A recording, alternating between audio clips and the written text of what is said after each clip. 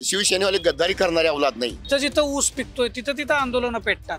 पुढे जर इलेक्शन जर व्हायचे असेल 2019ला अडीच वर्ष मुख्यमंत्री दिला. 40 वाल्याला मुख्यमंत्री करताय. शिवसेनेत फूट ही भाजपच्या आशीर्वादानं.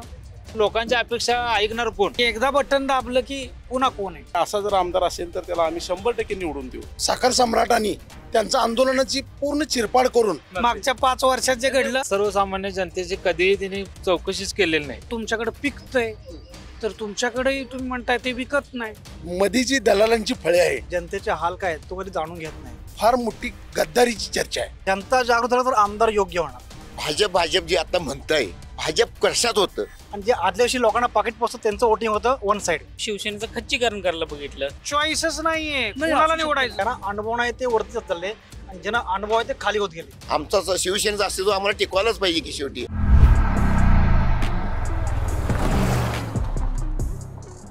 पोस्ट ग्रॅज्युएट डिग्री कोर्सच्या माध्यमातून परिपूर्ण राजकीय नेतृत्व घडवणारं आणि प्राध्यापक राहुल कराड यांच्या संकल्पनेतून साकारलेलं भारतातील पहिलं institute MIT school of government.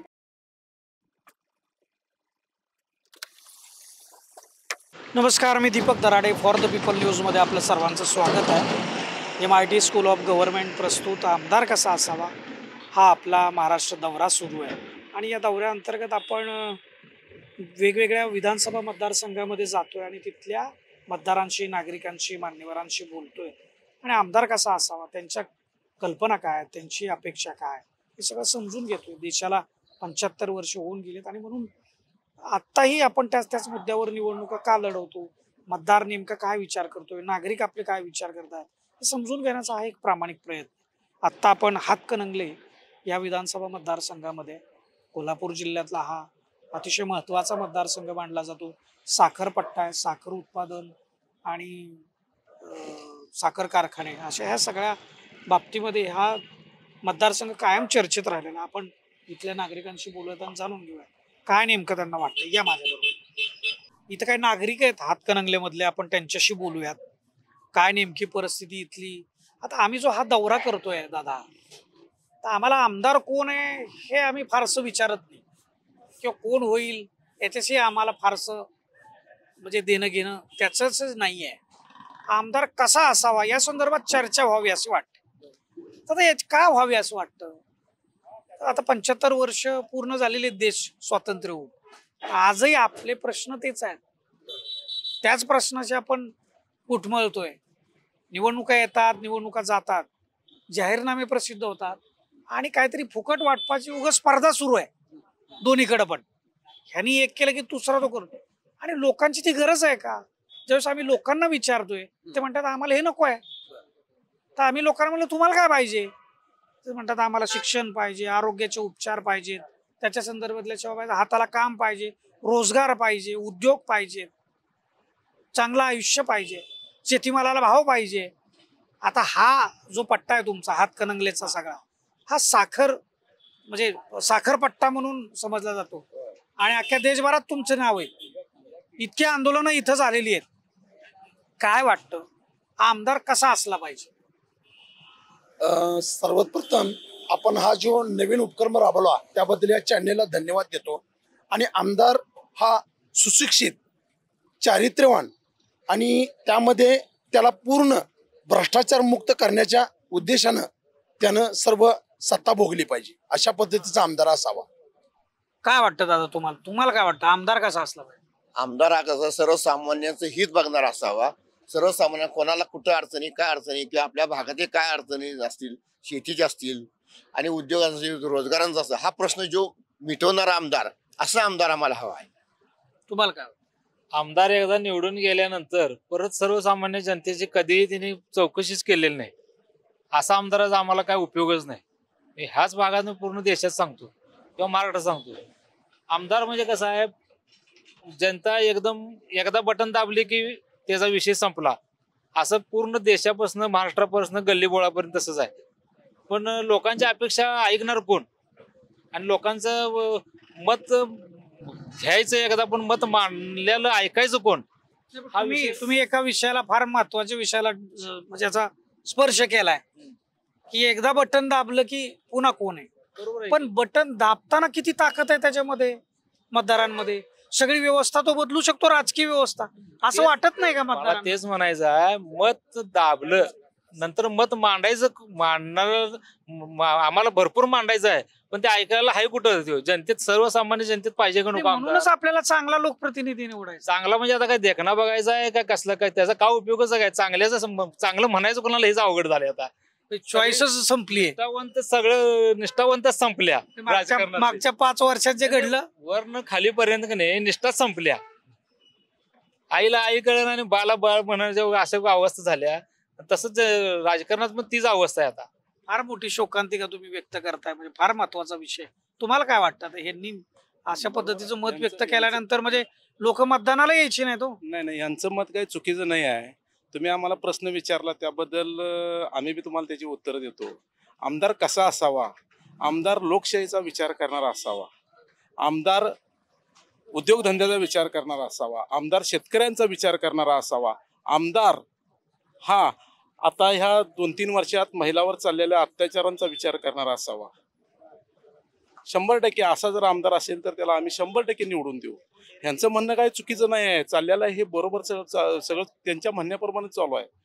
परंतु ही लोकशाही, आपल्या इथं लोकशाही, ही लोकशाही टिकली पाहिजे, ह्यासाठी इलेक्शन झालंच पाहिजे.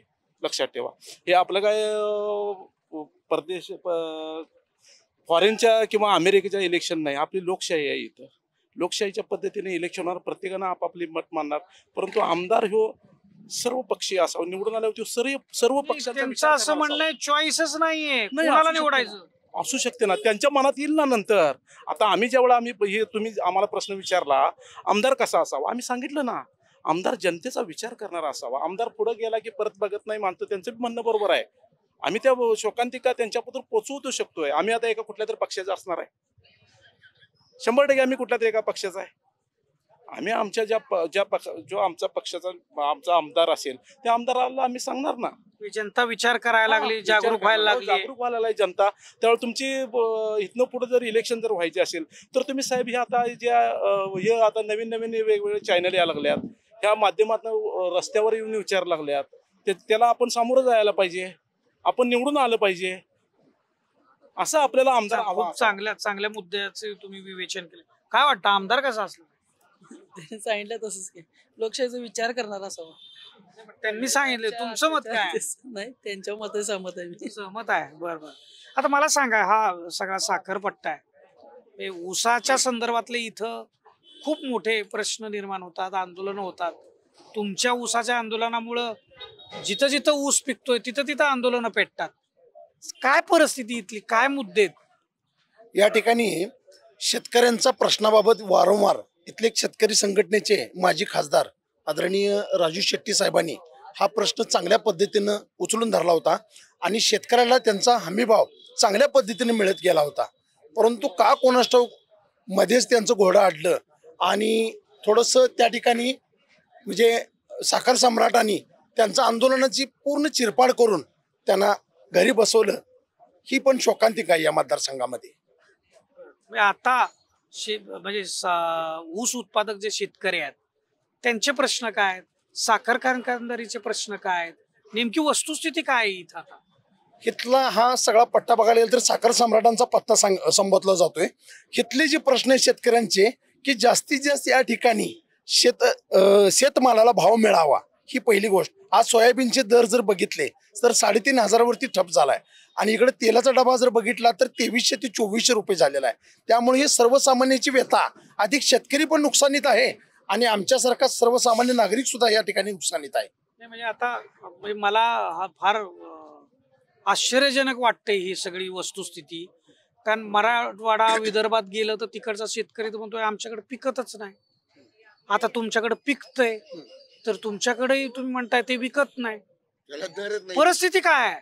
शेतकऱ्यांनी काय करायचंय? शेतकऱ्यांनी या बाबतीत मध्ये जी दलालांची फळे आहे त्या पद्धतीने बंद करून डायरेक्ट आपल्या शेतीमालातून त्यांनी नागरिकाशी संपर्क साधून मधली दलाला पट्टा हा बंद केला पाहिजे, असं एक माझं प्रामाणिक मत आहे. याच्यासाठी काहीतरी व्यवस्था पाहिजे ना, जी सरकारने केली पाहिजे. नाही, ती सर्व नागरिकांनीच हातात प्रश्न घेतले पाहिजे, शेतकरी बांधवांनी घेतले पाहिजेत, असे माझं एक प्रामाणिक मत आहे. काय वाटतं तुम्हाला आमदार कसा असलं पाहिजे? आमदार हा सर्वसामान्य जनतेची नाळ जाणणारा असावा, तो पोचणारा असावा, इथले असणारे रस्ते विकासाबद्दल तो काम करणारा असावा. प्रत्येक गोष्टीसाठी म्हणजे बरेचसे छोट्या छोट्या प्रश्नाच्या जे काय योजना येतात शासकीय योजना तो लोकांच्या पर्यंत पोहोचवणारा असावा. प्रत्येक वेळेला लोकांच्या पर्यंत पोहोचला पाहिजे असा आमदार ह्या मतदारसंघात पाहिजे. योजनांच्या अंमलबजावणीसाठी त्यांनी स्वतःचे असणारे विविध असे त्यांची कार्यालय ओपन केली पाहिजेत जेणेकरून बऱ्याचशाच योजना आहेत कारण काही लोक त्यापासून वंचित राहतात. आणि आता तुम्ही एक विचारला होता MSP शेती प्रश्न शेतीमधला ऊसाचा प्रश्न तर बऱ्यापैकी व्यवस्थित हँडल झालेला आहे कारण इथले असणारे माजी खासदार राजू शेट्टी यांनी बरेचसंच काम आमच्या भागात केलेलं आहे. त्याच्यामुळे एक शेतकऱ्यांना दिलासादायक दर तर मिळतोय जेणेकरून त्यांचं भागतंय इथंपर्यंत दर तर चांगला मिळतोय ऊसाला.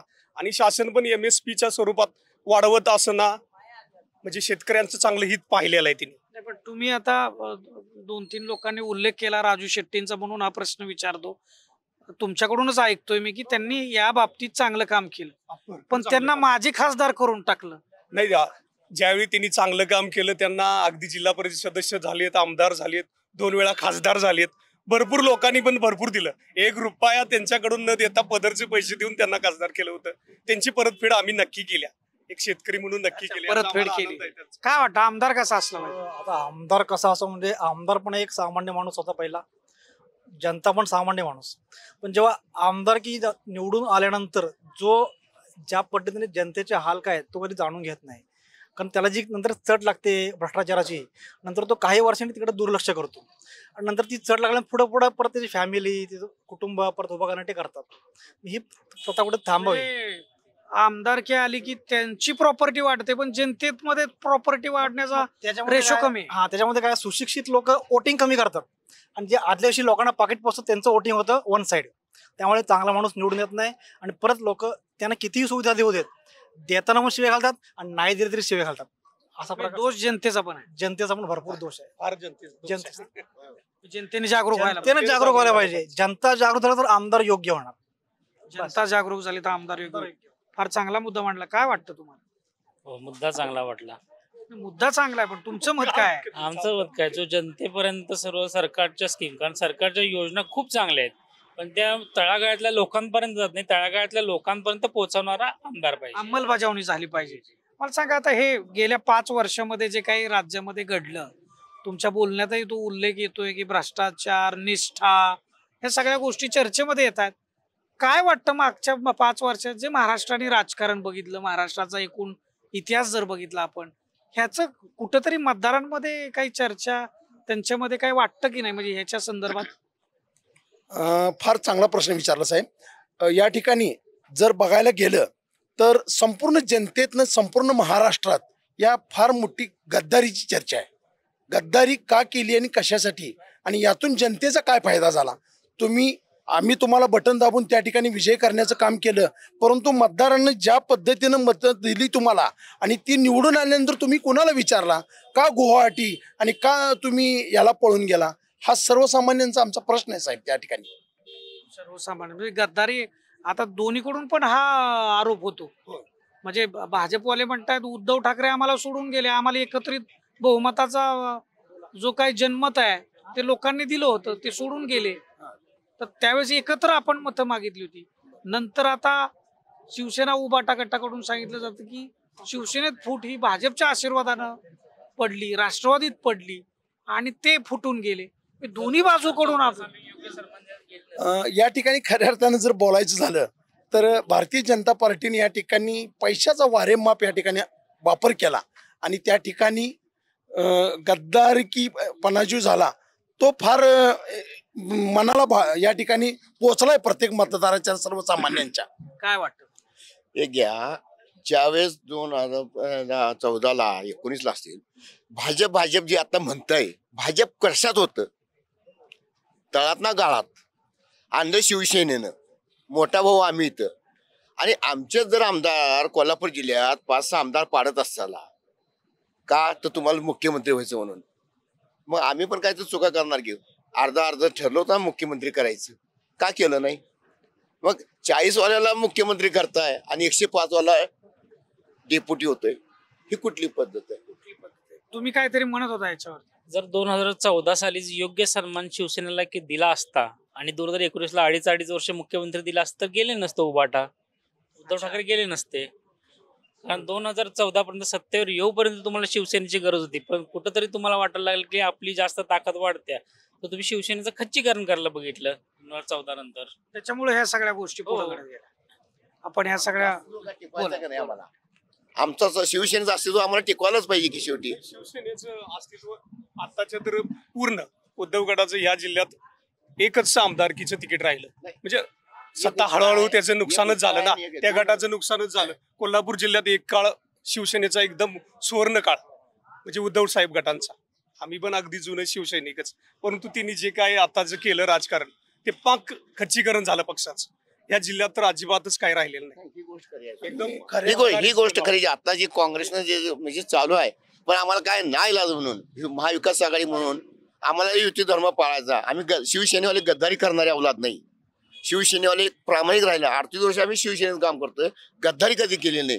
पण आता तुम्ही गद्दारी केला म्हणून आम्हाला तुम्हाला त्याची फळं द्यायला जाणार. या ठिकाणी बाळासाहेबांनी साहेब जाताना 2012 साली साहेबांना ज्या वेळेला समजलं होतं की मी आता यातून निघून जाणार आहे, त्यावेळी तमाम शिवसैनिकांनी दसरा मेळाव्यात सांगितलं होतं की माझ्या उद्धवला सांभाळा, माझ्या आदित्यला सांभाळा आणि महाराष्ट्राचा उत्कर्ष करून घ्या. त्यावेळेला का नाही तुम्हाला गद्दारी आठवली? त्यावेळी का नाही तुम्ही बाळासाहेबांच्या चुका तुम्ही सांगितल्या? ह्या गोष्टीच्या प्रामुख्याने सामान्य शिवसैनिक म्हणून आम्हाला फार मोठे वेतायचं आहे. जेव्हा बाळासाहेब ठाकरे नंतर जेव्हा जो कट्टरपणा होता, नंतर उद्धव ठाकरे आल्यानंतर जी त्यांच्या फॅमिलीमध्ये जी मंत्रीपद देण्याची प्रथा सुरू झाली, त्यामुळे जे त्यांचे सिनियर जे पर्सन होते जसे एकनाथ शिंदे होते, ते जे दुखावले गेले ते ह्यांच्यामुळे दुखावले. ज्यांना अनुभव नाही ते वरती चालले आणि ज्यांना अनुभव आहे ते खाली होत गेले. मग तिथं प्रगती झाली कशी असते? सगळ्यात दुसरा मोठा नुकसान झालं उद्धव ठाकरे शिवगटात. अगदी 14ला म्हणजे बाळासाहेब ठाकरे असताना सुद्धा एवढा आमदार आलं नव्हतं. 62 आमदार 2014ला होतं, 63 आमदार. अगदी 19ला सुद्धा 52. म्हणजे शिवसेना ही उभारीत असताना, अगदी चांगल्या स्थितीत असताना पक्षाचा विचार बाजूला गेला आणि एका पदासाठी तुम्ही दुसऱ्या विचारधारेला गेला आणि आज एक वेगळ्या स्थितीत जाऊन टेकली. पण आता ही दोन्ही बाजूनी चर्चा सुरू, अशी अनएंडिंग चर्चा आहे ही खरं तर. पण का झालं याचंही विश्लेषण करताय का, कशामुळं घडतंय याचंही तुम्ही सांगताय. हे सारासार हेच आहे की आपण आमदार कसा असावा याच्या संदर्भातली चर्चा आपण करत होतो. पण या अनुषंगाने या मतदारसंघातले प्रश्न काय आहेत, नेमकी वस्तुस्थिती काय आहे आणि काय केलं तर इथल्या लोकांचं जीवनमान हे अधिक सुसह्य होऊ शकतं, ह्याचं उत्तर कुठं जर शोधायला आपण गेलो तर आपला लोकप्रतिनिधी हा सुशिक्षित असला पाहिजे, सुज्ञ असला पाहिजे, दूरदृष्टिकोनातून ह्या सगळ्या गोष्टींचा विचार करणारा पाहिजे. कारण आमदार हा घटक जो आहे हा राज्याचं धोरण जिथं तयार होतं त्या विधिमंडळामध्ये अतिशय महत्त्वाचा घटक आहे. त्या चर्चेमध्ये असतो, तिथं सूचना करणारा असतो. ह्या धोरणामध्ये जी तयार होतात त्याच्यावरती साधक बाधक जी चर्चा होते त्याच्यामध्ये सहभाग घेणारा असतो. सूचना केल्यानंतर तो त्या धोरणामध्ये अंमलबजावणी होत असते. इतका महत्त्वाचा हा घटक आहे. त्यामुळं आमदार निवडताना काय काळजी घ्यायला पाहिजे या संदर्भातले हे सगळं विवेचन स्थानिक नागरिक सुद्धा करतायत. मला वाटतं पक्षाच्या नेतृत्वापर्यंत ही चर्चा जर गेली तर याच्यामध्ये बरेचसे फरक आपल्याला दिसतील उमेदवार ठरवताना सुद्धा. आपला हा दौरा असाच पुढे सुरू राहणार आहे. हा बोला. आता नंतर जे गट फुटला, 2 गट झाले, जी गुवाहाटीला पळून गेले. आपला मगाशी विषय होता फक्त आमदार कसा असावा, परंतु आता ज्यावेळा तुम्ही आमच्या काळजात हात घातला त्याबद्दल आम्ही बोलू इच्छितो की बाळासाहेबांची शिवसेना जी पळून गेले 40 लोक, ती शिवसेना बाळासाहेबांची चोरून घेतली, बाळासाहेबांचं चिन्ह चोरून घेतलं. उलट आत्ता सुद्धा बसून ती 40 मंडळी अशी बसलेली असतात खुर्चीवर. रोज TV चॅनलला बघतो बाळासाहेबांचा असा फोटो असतो आणि ते बाळासाहेब त्यासनी त्या 40 जणांनी पाहिजे आणि बाळासाहेबांचा चिरंजीव नको काय? काय शोकांतिक आहे हा? काय केलंय उद्धव ठाकरे? त्यांचं तुम्हाला चिन्ह पाहिजे, त्यांचा पक्ष पाहिजे आणि उद्धव ठाकरे आणि आदित्य ठाकरे नको. हा ही सैनिकांची शोकांतिक आहे. आपण ह्या सगळ्यांच्या प्रतिक्रिया जाणून घेतल्यात. आता हा दौरा असाच आपण पुढच्या विधानसभा मतदारसंघामध्ये जाणार आहे आणि अशाच नागरिकांशी, मतदारांशी, नेत्यांशी बोलणार आहे आणि जाणून घेणार आहेत की आमदार कसा असेल. तुम्ही आमची सोबत करत राहा. फॉर द पीपल न्यूज चॅनलला आपण सबस्क्राईब करा, फॉलो करा, लाईक करा. यूट्यूब, फेसबुक आणि इंस्टाग्रामवरती हे सगळे पेजेस आपले दिसतील तुम्हाला. कॅमेरामन रोहित वनकटेसह मी Deepak Darade, for the people news, Hatkanangale विधानसभा. भारत दुनिया का सबसे बड़ा लोकतंत्र और NLC भारत देश का सबसे बड़ा गैर राजनीतिक मंच. शक्तिशाली लोकतंत्र के लिए राहुल कराट का सार्थक कदम. मुंबई में हुआ ऐतिहासिक प्रथम राष्ट्रीय विधायक सम्मेलन.